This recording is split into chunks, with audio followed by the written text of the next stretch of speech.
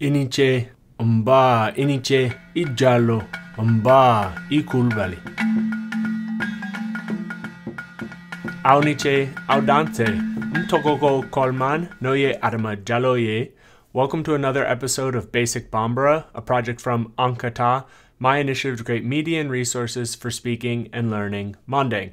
If you're new here, think about subscribing. In this episode, we're going to cover another aspect of greetings that you just saw me act out: the use or invocation of last names.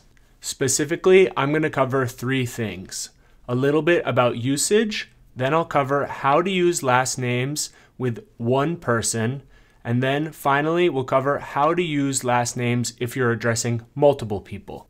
Feeling like you're going to need a little bit of extra practice to be able to get everything down? There's a link in the description below that can give you access to a text, audio flashcards, and exercises for every single video in the Basic Bambara series. Otherwise, Ankata!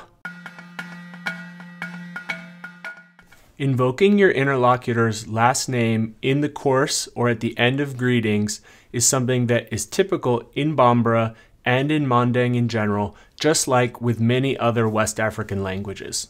There isn't really anything like it in Western society, as far as I know, so it can be a little bit odd for newcomers.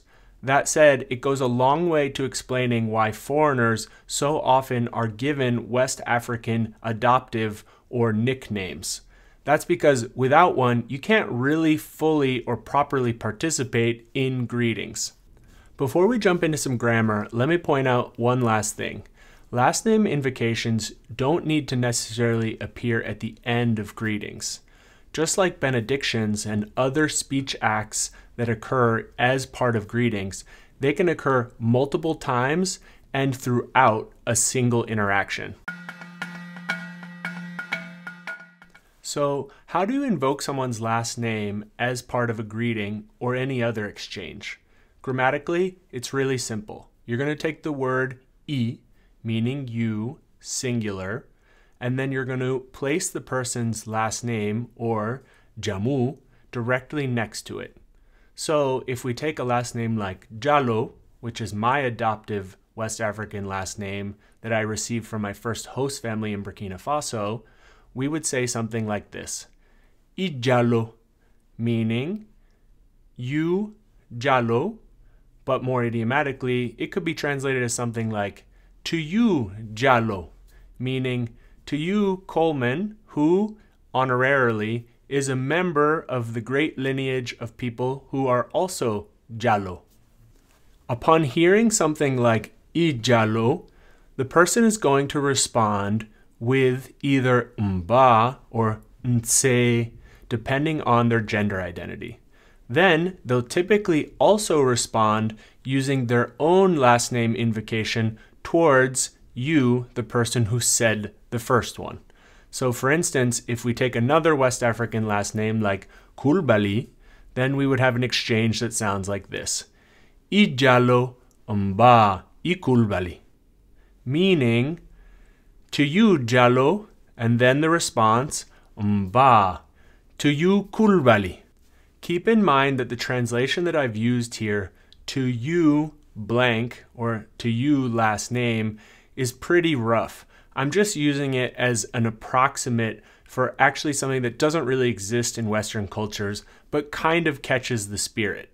Having an exact translation isn't actually what's most important. You need to be able to recognize these invocations if someone uses one, and then you need to also be able to use them yourself. One last thing. You might be wondering, what happens if you don't know the last name of somebody that you're engaged in a greeting with? Well, that's easy. In that case, you just ask them what their last name is. There's going to be a link down in the description below or up here if you need some help on how to ask someone for their last name. If you wish to invoke the last name of a group of people that all have the same last name, say for instance a family, then in that case, things are as simple as switching the pronoun from singular to plural. That is, you're going to switch from I, meaning you singular, to au, meaning you plural. After you say this to a group of people, they're all going to respond individually using either mba, or nse, depending on their gender identity. For instance, with the last name Keita, often spelled like this in French, we could expect an exchange like this. Au Keita, meaning to you, Keitas.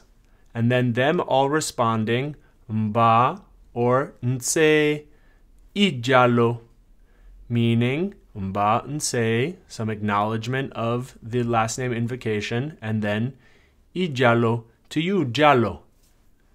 Au Keita, mba nse, ijalo. Aiwa, video ni diaraye? Did you like this video? Do you wish that there were more legit resources for learning and speaking African languages on the internet? Nefana. Me too. Think about becoming a patron or throwing me a tip. There's a link down in the description below. Aiwa, kambe, auniche.